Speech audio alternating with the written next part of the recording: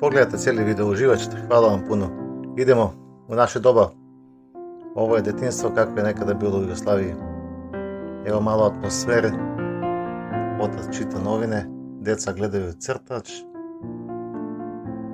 Ovo je kako smo izrasli. Ovako je bilo napolju, po cijelo dan namaži nešto i beži napolje.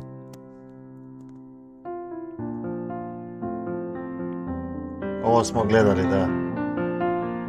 Pipi duga čurapa, kako se prevodi na srpski.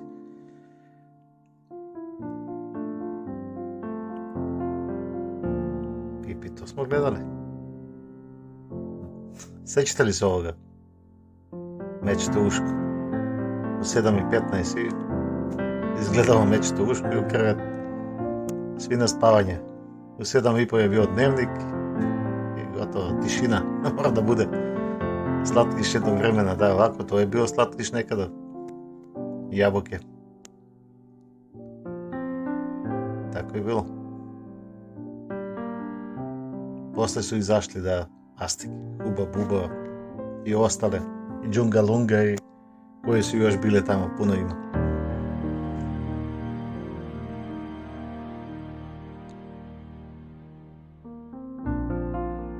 Kad nam kupe bez bombone, pamtite li ovo?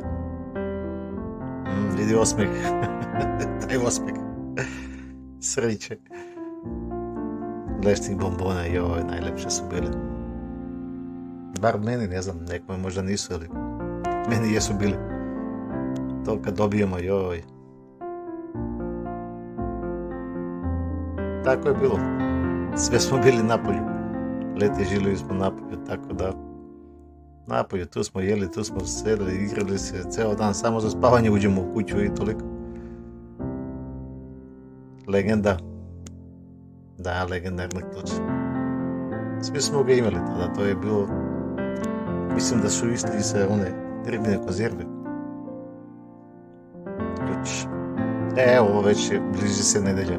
Znalo se nedeljom kupanje. Nije bilo vode, pa ovako ti stopili u korito, pa se izbanjaš, pa majka te potura u rozgo sa vodom, pa se isplaviš.